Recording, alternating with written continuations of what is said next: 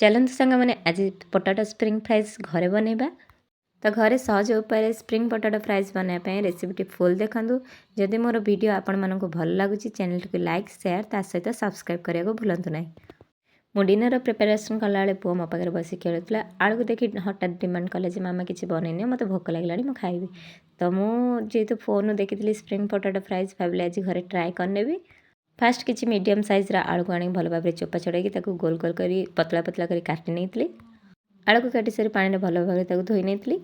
तो spring potato fries बनाने separate stick मिलूँ तो मो पाखे से किसी आभेलेबल नाला।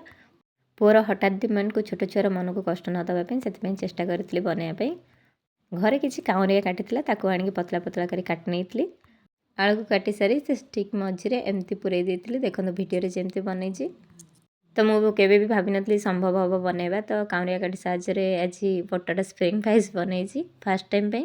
स्प्रिंग पोटाटो फ्राइज बनाइए फास्ट मुझे बेसन नहीं सहित किसी लुण लंका गुंड अल्प किसी गरम मसला भल भाव गोल नहीं। बेसन को बेसी मोटा कि पतला करेंगे ना कहीं आलू लगे असुविधा हे। बेसन पेस्ट भल भाव बनई नहीं।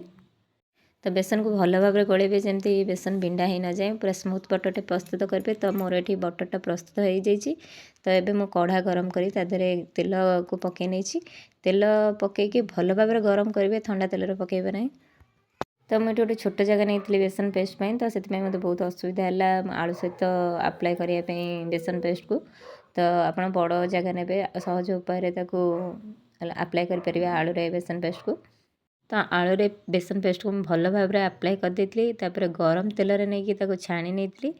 छाणी सारे आपंकर जो सॉस पसंद अच्छी टमाटो बा चिली तो आम टमाटो सॉस लगे खाई। तो क्रिस्पी हवा सहित बहुत ही टेस्ट लगुला। मुझे इमेजिन करनी काउरिया काठी एमती स्प्रिंग पोटाटो फ्राइज बनइबी तो पुणी एत टेस्टी हम लुक्रे भी एत भल आसो।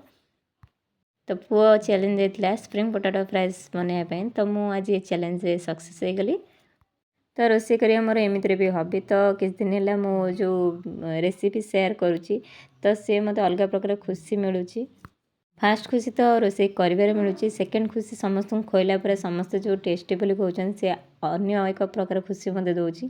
थर्ड रे वीडियो बने पोस्ट करवा आपण मानकर भल पाइबा पाइबा माने मुझे इमेजिन भी करें एते खुशी एमती वीडियो करी पोस्ट कले मिले। तो आपण मानकर सपोर्ट रहिले मु एमती नुआ नुआ रेसिपी घरे समस्त खोइबा सहित आपण मानक सहित शेयर करि परिबी।